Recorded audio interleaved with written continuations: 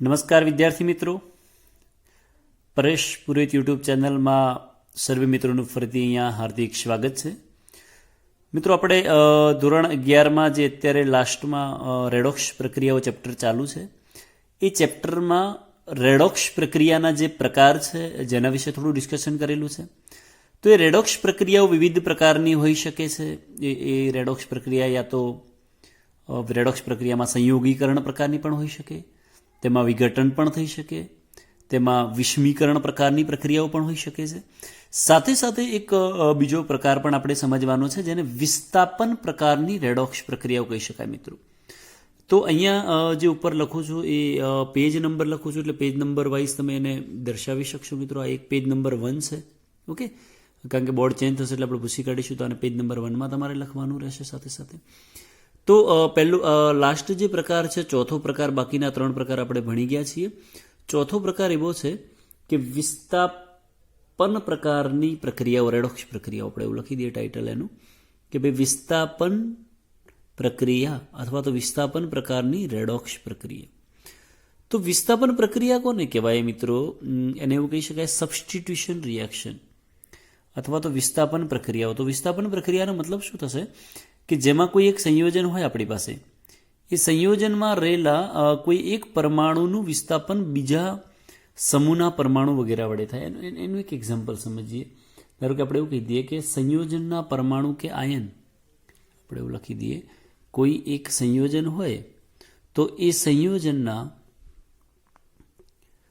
પરમાણુનું વિસ્થાપન, સંયોજનના પરમાણુનું વિસ્થાપન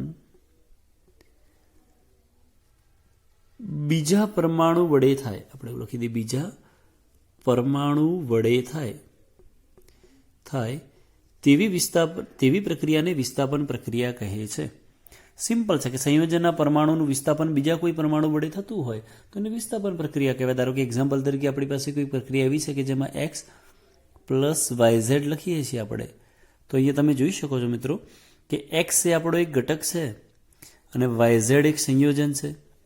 તો yz માંના કોઈ એક પરમાણુ વિસ્થાપન જ્યારે x વડે થતું હોય, ધારો કે એવું વિચારો કે આ x એ y કે z નું વિસ્થાપન કરે છે. આપણે એવું વિચારી લઈએ, અહીંયા એવું ચાલે y નું વિસ્થાપન કરે છે, તો જે સંયોજન બનશે એમાં કંઈક આ પ્રકારનું બની શકે, x z અને પેલું y એમાંથી છૂટું પડી જશે. મિત્રો, તો અહીંયા એવું કહી શકાય કે આ પ્રક્રિયામાં yz માંના y નું વિસ્થાપન x વડે થયેલું છે. તો આ પ્રક્રિયાને વિસ્થાપન પ્રક્રિયા કહેવાય. સામાન્ય રીતે આવી જે વિસ્થાપન પ્રક્રિયાઓ હોય મિત્રો, એ વિસ્થાપન પ્રક્રિયાઓ 2 પ્રકારની હોય. વિસ્થાપન પ્રક્રિયા યાદ રાખજો ખાસ કે 2 પ્રકારની હોય છે. ક્વેશ્ચન એ થાય કે ભાઈ 2 પ્રકારની હોય તો કયા કયા 2 પ્રકારની હોય? તો એમાં એક લખી દઈએ આપણે ધાતુ વિસ્થાપન પ્રક્રિયા, ધાતુ વિસ્થાપન પ્રક્રિયા, અને બીજી લખી દઈએ અધાતુ વિસ્થાપન પ્રક્રિયા. એક ધાતુ વિસ્થાપન હશે અને બીજું મિત્રો અધાતુ વિસ્થાપન હશે. હવે ધાતુ કોને કહેવાય, અધાતુ કોને કહેવાય, જેનું બેઝિક આપણને ખ્યાલ છે કે ભાઈ ધાતુ મેટલ કોને કહેવાશે. તો સામાન્ય રીતે આપણે વિચારીએ કે S વિભાગના બધા તત્વો ધાતુમાં આવશે, D વિભાગના તત્વો બધા ધાતુમાં આવે, F વિભાગના બધા ધાતુ તત્વો આવે, તથા P વિભાગના પણ જે તત્વો છે એમાંથી ઘણા બધા તત્વો એવા છે કે જે ધાતુ તત્વો તરીકે હોય. હવે અધાતુ તત્વો તો boron, carbon, fluorine, bromine, phosphorus, sulphur જે બધા અધાતુમાં આવશે.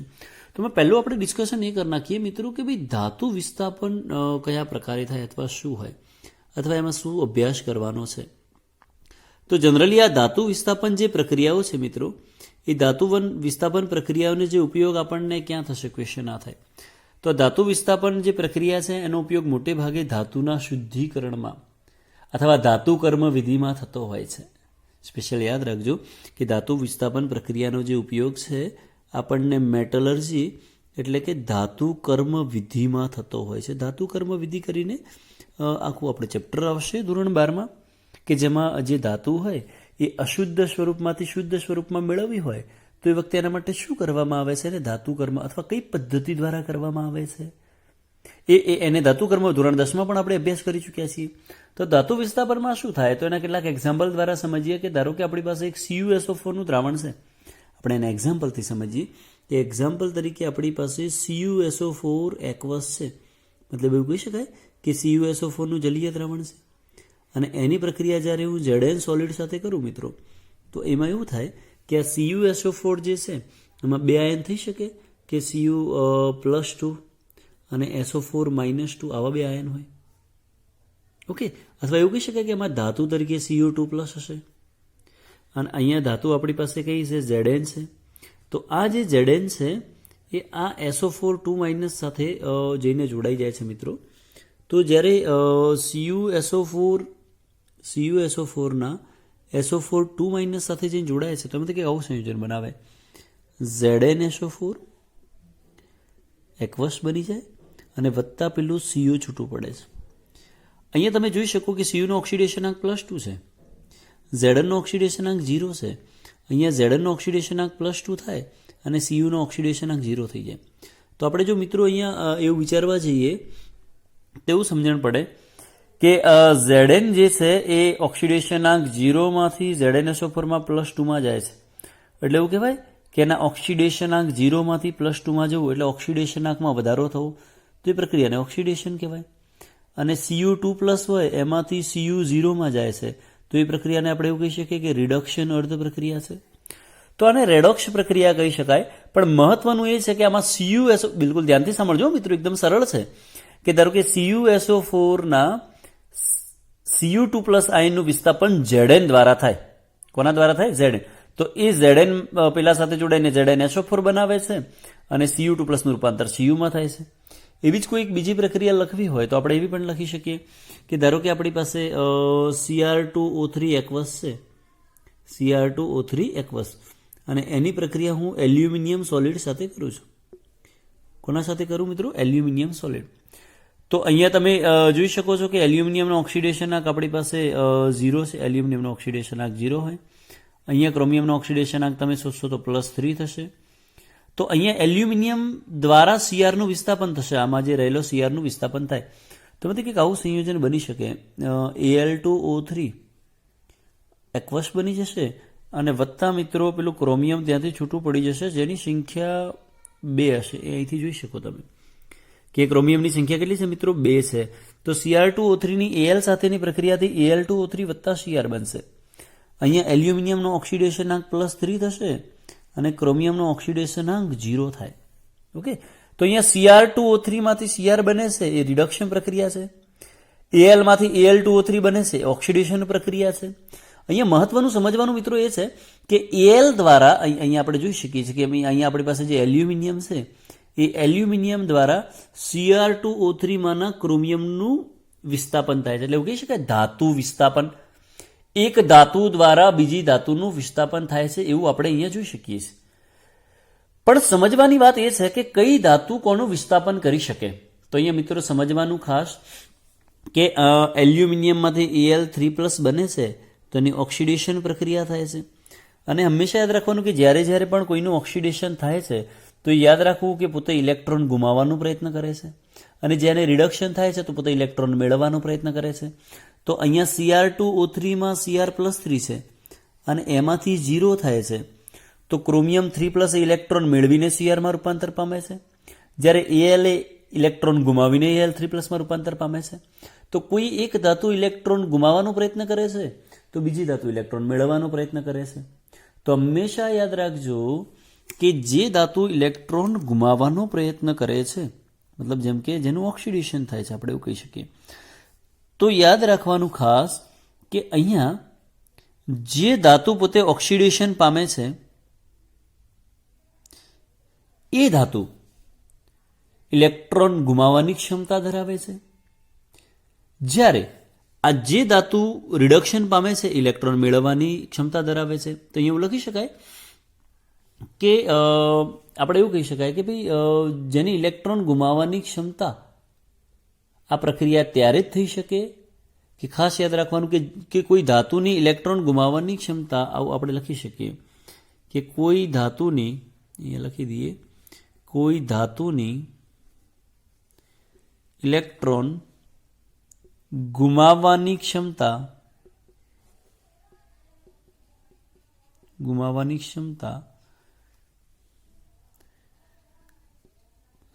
સંયોજનમાં સંયોજનમાં રહેલ ધાતુ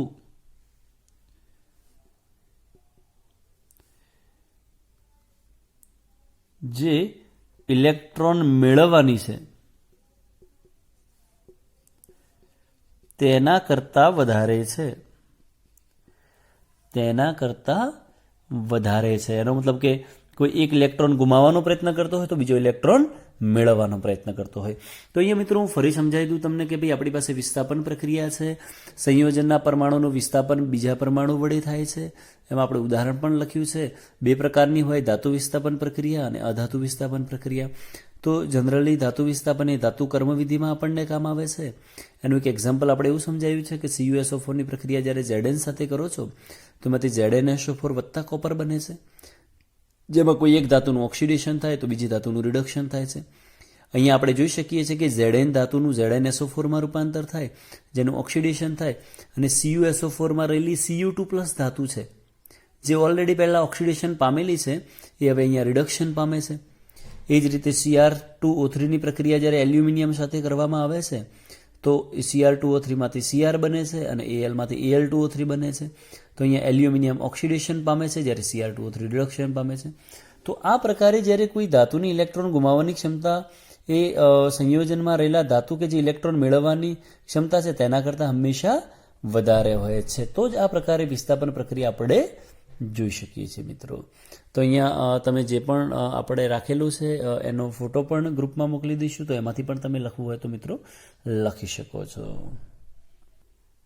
અહીંયા મિત્રો આપણે પેજ નંબર 2 લખ્યું છે. અહીંયા જે ઉપર લખેલું છે પેજ નંબર છે એટલે તમે એને લાઇનમાં લખી શકો છો. પહેલાં પેજ નંબર 1 છે, પછી પેજ નંબર 2 છે. ઓકે, તો હવે જેમ આપણે ધાતુ વિસ્થાપન પ્રક્રિયા ભણ્યા મિત્રો, એ પ્રકારે બીજું ભણવાનું છે આપણે અધાતુ વિસ્થાપન. કે ભાઈ અધાતુ વિસ્થાપન પ્રક્રિયાઓ એટલે શું? તો સામાન્ય રીતે મોટે ભાગે જ્યારે આપણે પ્રક્રિયાઓની ચર્ચા કરતા હોઈએ તો અધાતુ વિસ્થાપનમાં યા તો હાઇડ્રોજનનું વિસ્થાપન યા તો ઓક્સિજનના વિસ્થાપનની પ્રક્રિયાઓનો આપણે અભ્યાસ કરવાનો થાય છે. આ ખાસ સમજો મિત્રો, ખાસ કે જ્યારે પણ આપણે અધાતુ વિસ્થાપન રેડોક્સ પ્રક્રિયાનો અભ્યાસ કરીએ છીએ તો એમાં મોટે ભાગે આપણે યા તો હાઇડ્રોજન વિસ્થાપન અથવા ઓક્સિજન વિસ્થાપન પ્રક્રિયાઓનો અભ્યાસ કરવાનો છે. ઓક્સિજન વિસ્થાપન પ્રક્રિયાઓનો અભ્યાસ કરવાનો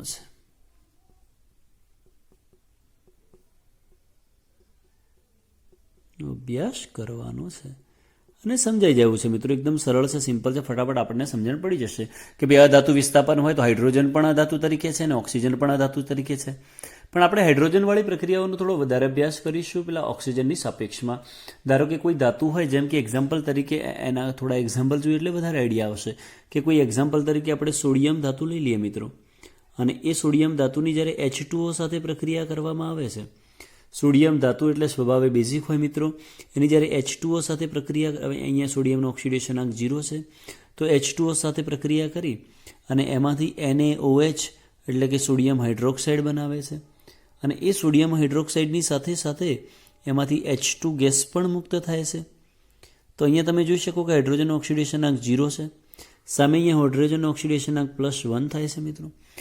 તો અહીંયા જે સોડિયમ ધાતુની પ્રક્રિયા જ્યારે H2O સાથે કરો છો તો એ સોડિયમ ધાતુ દ્વારા H2Oમાંના હાઇડ્રોજનનું વિસ્થાપન થઈ જાય. જુઓ મિત્રો, અહીંયા એટલે એવું કહી શકાય કે આ જે આપણી પાસે H2O છે એ H2Oમાંના હાઇડ્રોજનનું વિસ્થાપન થઈ ગયું, પણ કઈ ધાતુ દ્વારા?